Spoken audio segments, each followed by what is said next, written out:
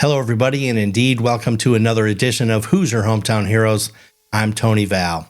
Today, my guest is Karen Berty. Karen and her husband, Jason, are owners of Children's Therapy Connection here in Indianapolis. I hope you enjoy my conversation with Karen Berty. Who's Your Hometown Heroes is sponsored by Prometheus Consulting. Prometheus is Indy's most trusted name in outsourced IT support. Well, Karen, thank you so much for joining me today. Absolutely. My pleasure. Very nice. Well, where I wanted to start, Karen, I was digging around on the social media for Children's Therapy Connection earlier, and I saw a post that said something to the effect that developmental therapist equals helping kids learn through play all day, I think is what it said. Okay. So I thought maybe we could start at, can you educate me on what Children's Therapy Connection does? It sounds, frankly, like it's probably pretty fun for the kids to go there. It is mostly a good time, yes, by everybody. So we provide physical, occupational, speech, and developmental therapy services for children from birth through adolescence. These children typically have developmental delays or disabilities, and most of the time, the great majority of the time, this is all play-based therapy. So we're following the lead of the child, which means we have goals in mind. We're working towards an outcome, but we're letting the child choose maybe a preferred activity or something to facilitate that. And then also trying to incorporate the parent as much as possible, because that's the most important thing, is that carryover. A pediatric therapist can only do so much for an hour a week or whatever it might be. We're really teaching the parent how to engage their child in the best way possible. That's interesting. So it sounds to me like there's definitely an element for the parent. I had never really thought about that. It kind of makes sense. It makes me think of sending your child to piano lessons and teaching the parent how to give a piano lesson. I know that wouldn't work with piano. Well, I think the difference is that as a parent, your responsibility is parenting, right? But so many times parents don't know exactly what to do. And so sometimes it can just be a very simple trick of how to look through a book, as opposed to reading the pages and the words, but looking through a book and pointing at pictures and making it a little more simple. Or even another language example is just talking through your day. Sometimes we take it for granted as a parent that we talk about, their kids sitting in the high chair, and the child's not really talking, but we're still saying things like, "Oh, Mama's going to go to the refrigerator. Here, I have your cup. Look, your cup is blue today." How just expanding on the natural happenings of a family's daily routines really helps engage that child and helps with their development. Very interesting. I don't think you and I have talked about this before. I was kind of saving it for the show, I think. So my mother was a speech and language clinician.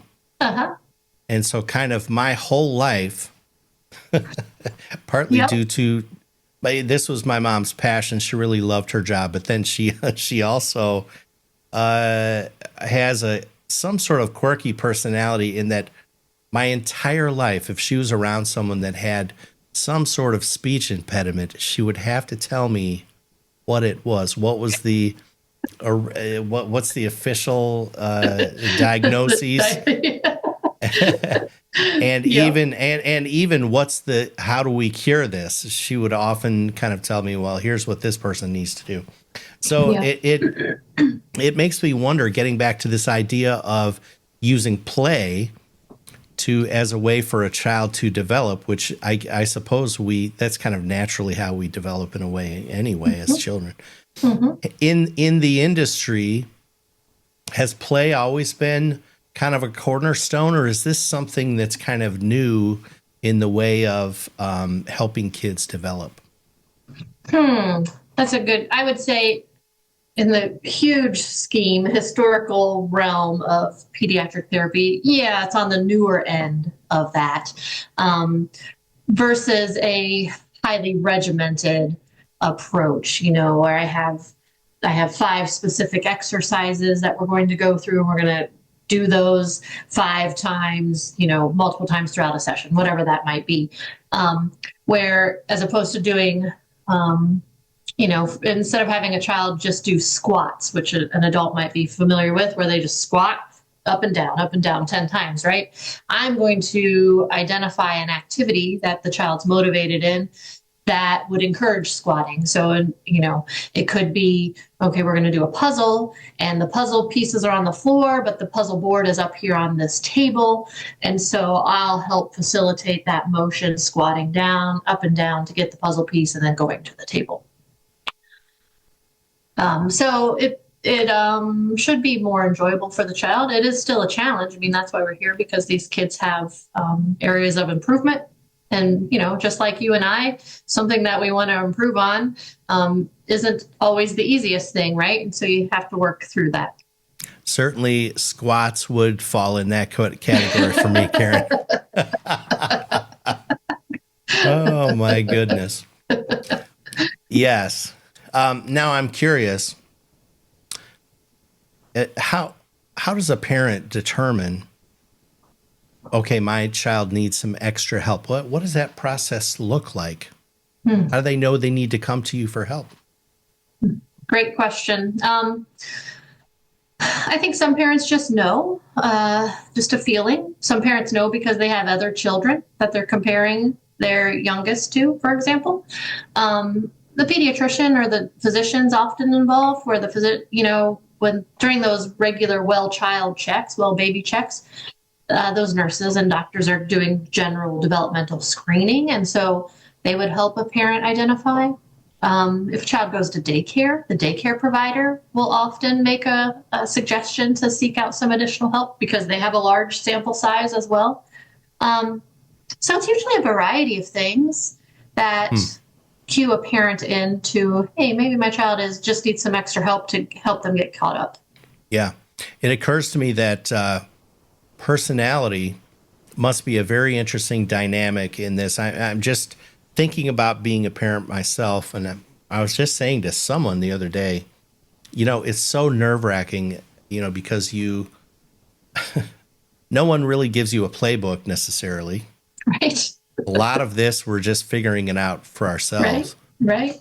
But I can think of certain personality types, someone who's very kind of naturally anxious, maybe highly conscientious. Mm-hmm. And that type of parent might naturally overly think, my child needs some help. Something's a little off here. Mm-hmm. And then you have people on the other side of the spectrum, probably the side that I fall on, which is way more loosey-goosey and just kind of easy does it. And I'm sure everything will work out. Let's take it easy here. Yeah, absolutely. A wide range of parenting styles, parenting personalities, and definitely a big challenge of being a pediatric therapist, where you're having to meet that family, that parent where they are, and identify, what they feel are their biggest challenges throughout the day, and blending that with what you see as maybe should be or are the biggest challenges from my perspective as the physical therapist in this case. Yes. Do you get a lot of parents that once they know their child needs to be there, maybe kind of worry about trusting the process? They want it to happen. They want to make progress immediately, but maybe, it takes time. Sure. Realistic expectations is a challenge, and every child's different. So, you're making your best educated guess as the therapist on what is possible for that kiddo. We also have the opposite of a parent that's real hesitant to separate ways, to be like, no, we've met all we can with therapy, and now it's time for you to go on their own, and feeling inadequate, maybe that they couldn't possibly help their child continue to progress as expected. So yeah, it is. That's what I love about being a pediatric therapist, and and coaching our staff at Children's Therapy Connection. It's complicated. It's quite the puzzle to figure out versus maybe like an outpatient setting where you have so many total knee replacement patients a day, and it's just a little more routine. Yeah. Something kind of interesting to think about for me, Karen. I'm just reflecting back on the times in my life where I've had to work with a therapist, and I've had surgeries and injuries over the years, and I can't ever think of a time where the therapist wasn't basically a lovely person. Like, I think there's something about people that go into therapy. They're just such likable people. What am I right? And what is this all about? Well, I mean, it's definitely a giving career, right? You are trying to help, and you're giving of yourself. So yeah, I would say there's a tendency to that they all fall into a similar personality type. Yeah, we actually do some communication style, learning style, and personality testing with our staff, and just based on that data, they're a very similar population for sure.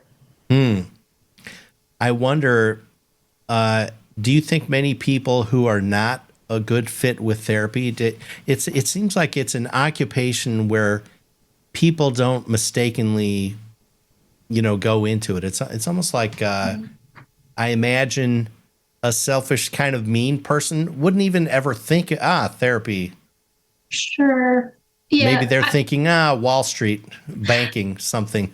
Yeah, it's a little bit of a calling versus a career. I could see that, and I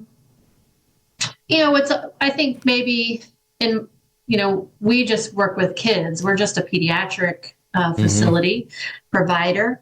There are many of opportunities for a therapist of all speech or occupation or physical, whatever it might be, many different settings. And so my hunch is if maybe one of those people did become a therapist, they chose a setting other than pediatric therapy. I see.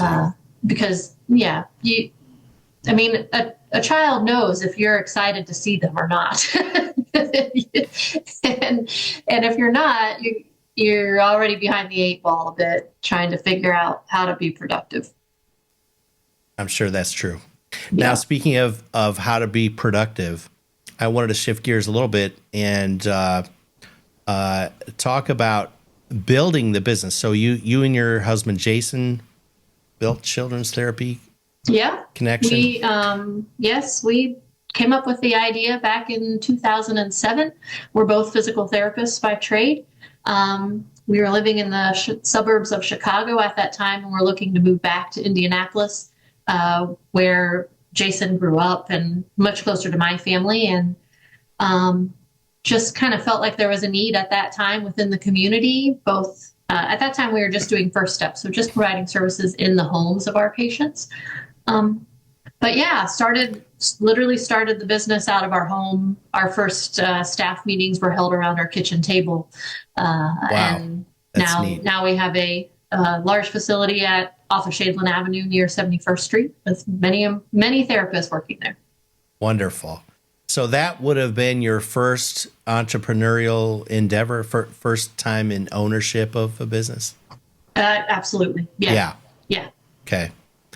I was just talking to someone this morning in the staffing business, and this is a multi-generational family business, and part of their story is their father was laid off in 2008.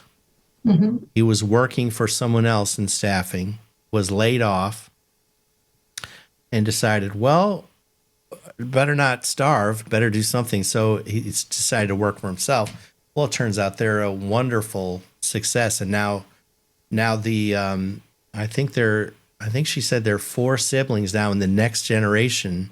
They're all working in the business. They're all over Indiana now. They started in Fort Wayne. Oh, wow. Yeah. Yeah. Actually, maybe someone you know. I'm not, don't want to name names, but there may be reasons for you to know this person. But so did you have any way of knowing when you and Jason started out what it was going to grow into? Have you maybe exceeded your wildest expectations? Yes, I would say we've definitely exceeded our wildest expectations. Um, I never expected to be a business owner, uh, and but I feel like we've always done a good job of being open to what's presented to us, and so that has really served us well over the years.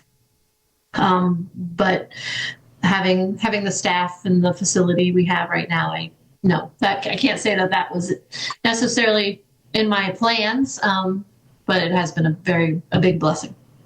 Yes, yes, that's great.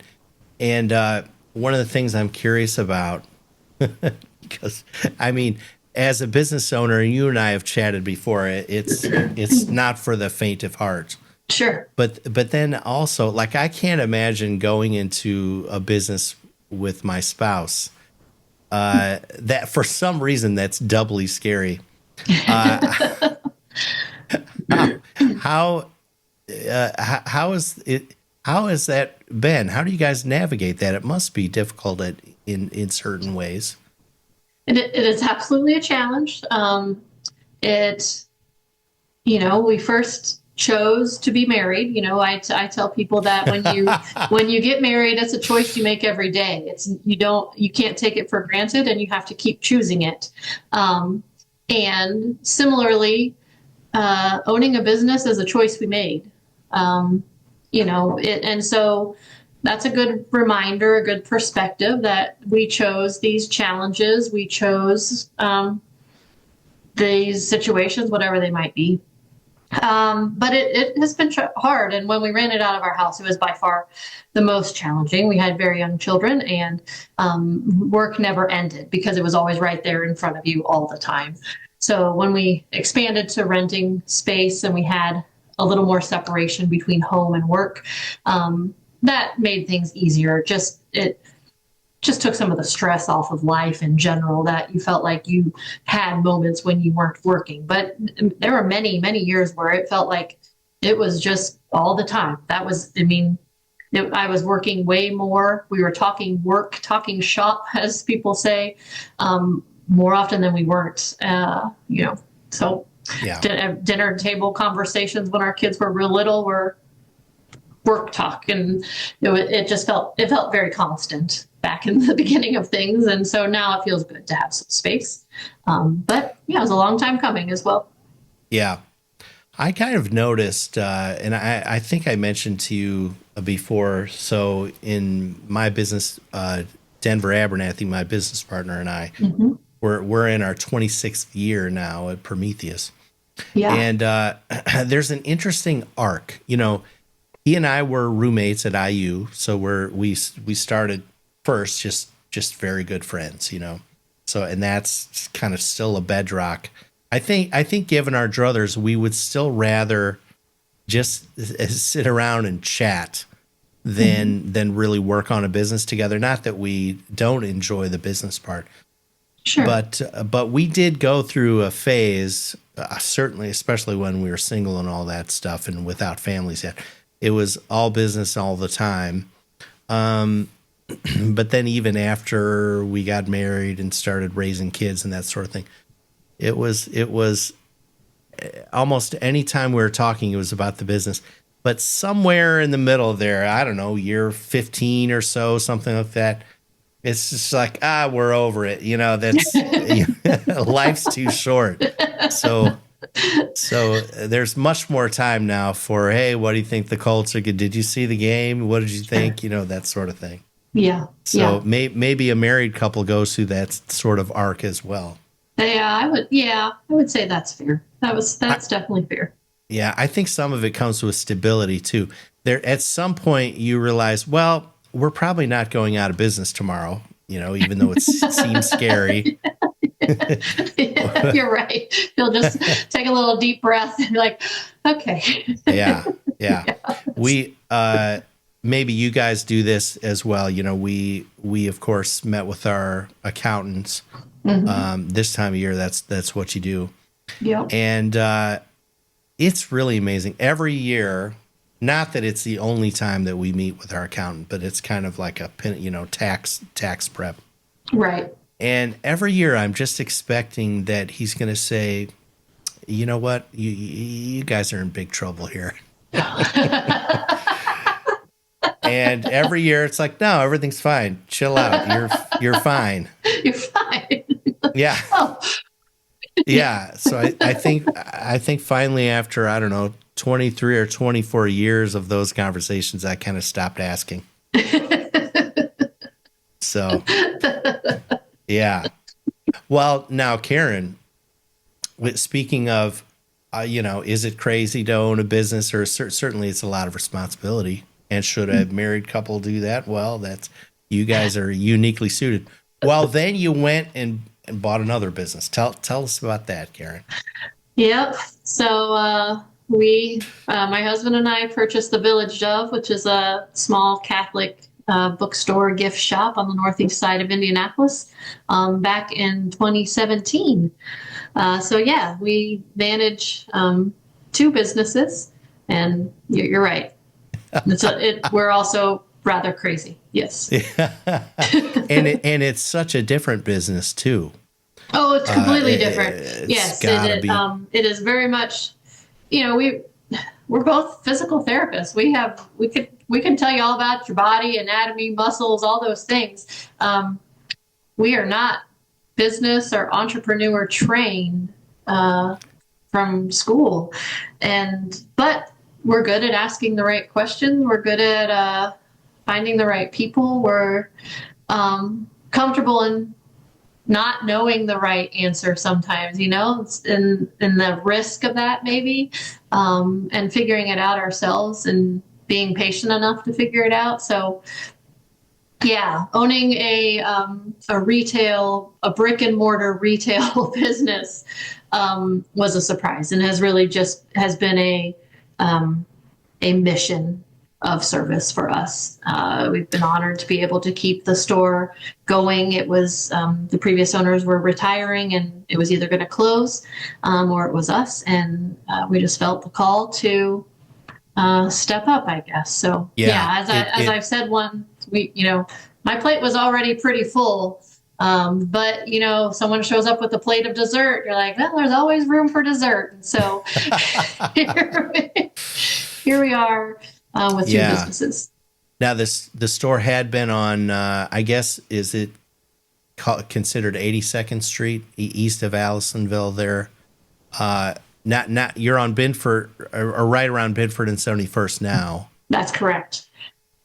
So the store opened in 1978 in Broad Ripple. Ripple. I didn't realize that's where it started.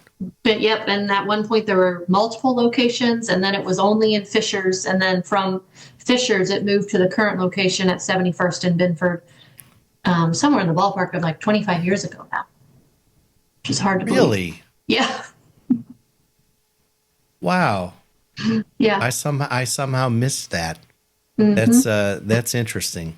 Mm-hmm. Well, I think we all should be so grateful. You and Jason, obviously, you have some sort of knack for at least responsibility and keeping something self-supporting. Sure. And so thank goodness that you guys had found it in your hearts and in your faith, or however we can phrase that, to step up and keep the Village Voice going. The Village Dove, Village Voice. And you know what? It never fails. I'll be having a bad day, week, month, whatever, and being like, why are we doing two businesses? Why are we doing this bookstore? And I kid you not, those thoughts go through my mind. And then the next several days, random people come up and they're like, I was at the Village Dove today. Oh my gosh, what a blessing. I was at the Village Dove today. Like, yeah. Okay, God, I hear you. Yeah. I do think there's something about I'm sure just walking in that store, it's like a reset. It's you're just kind of, you're somehow, it's really hard to feel sorry for yourself. Yeah, it's Or very peaceful and calming. We hear that a lot with people and shopping in there. It's just a nice place to be. yeah. Well, that's great. Yeah. Getting back to, I mentioned earlier about this, another Catholic friend this morning is who I met with, multi-generational business. Have you guys, now you and Jason have 2 daughters? Am I remembering that correctly? We do have 2 daughters. Yeah. Yeah. Any thinking about, what the future holds, or are they going to become part of the business maybe one day? I don't know. I don't know. I mean, yes, we are having those kinds of conversations. Our oldest is 16. She does not know what she wants to be. She does not have an interest in healthcare at the moment, regarding being a therapist of any kind. So yeah, those are conversations we're having, but there's no clear path at the moment that we've decided on. Yeah. Yeah. I think it's interesting. So my Lewis just turned 14 last week. I think there's something kind of funny about business ownership and kind of passing on to the next generation. You mentioned your oldest isn't necessarily interested in healthcare. Something that's kind of interesting is, well, potentially you guys could be handing over an organization. Ownership is a completely different set of skills. You and I have talked about this before. Then she would never have to be a therapist. Clinically trained. She wouldn't have to be a licensed therapist at all. Absolutely. Yeah. I don't know. It's a possibility. Who knows? Yeah. It's interesting. Well, if you ever figure it out, let me know, because I think about this sort of thing more and more, Right. Every birthday that comes around, I think about it more and more. That's for sure. Yeah. Lewis, when he was very young, he used to tell me, "Dad, I'm gonna work with you. I'm gonna work for you." Uh-huh. And I used to think to myself, "Oh my gosh, surely there's a better life than." Yes, your desire to hand it off to your child has changed as the business has changed. In the early years, there's no way I would tell my child to do this. Yes. That's crazy talk. Yeah. So it's interesting. It's interesting. Well, one thing I did want to talk about, and I just alluded to this idea that as an owner, your day-to-day job description changes over time. Can you talk about kind of how it's changed for you and Jason? I'm sure you started out being a jack of all trades, and now your lives are very, very different. Sure, absolutely. When we started the business, Jason gave up patient care from that day. So he has always, since Children's Therapy Connection has been around, has always been in administration. However, I continued, initially as the only provider, the only therapist or practitioner. And then as we hired, I still was carrying a full-time caseload. And as our staff grew, additional responsibilities came to me, managing staff, but I still, was working full-time just like they were, but then also doing these other things on top of that. And I did that, I guess that would have been about 5 years or so, 5.5 years, till our youngest was born. And then at that time really transitioned just to administrative work. So my title is Director of Operations. I really oversee all of our clinical staff, do the onboarding, the coaching, oversee our mentorship program, where Jason continues as, administration, HR. So yes, it is we wear many hats. We've done better at giving some of those hats to other people to wear in the last few years. But yeah, you definitely go from well, you always are a jack of all trades, but sometimes you have other jacks that you can, here, you do that this time. So. Yeah, it's interesting. It's amazing. Hopefully you guys give yourselves the opportunity to, from time to time, just take a moment and just soak in how far you've come. You know, it is, when you're working at something for such a long time, it's day to day, it might feel like, we're not getting anywhere. But when you really look at where you started and where you are now, it's pretty amazing. Absolutely. Yeah. Having the right perspective, for sure. Yeah. For sure. Well, Karen, one of the things I wanted to make sure to get from you, just like the impetus for this show is that this is my, I love our community here in Indianapolis so much. And it's interesting. You mentioned that you and Jason had lived in the western suburbs of Chicago. Southwest. Southwest. Yep. Mm-hmm. And I grew up next to Naperville. Yeah. You and I know you and I have talked about that before. Yep. Came to Indy and I just loved it. I'm interested to hear from you. What do you love about our community here in Indianapolis? Why is this a great place to live? It has that like small town feel with some of those big city perks. I mean, I think we have great sports. We have great arts, theater, great restaurants, but then everyone's just so friendly and kind and very caring.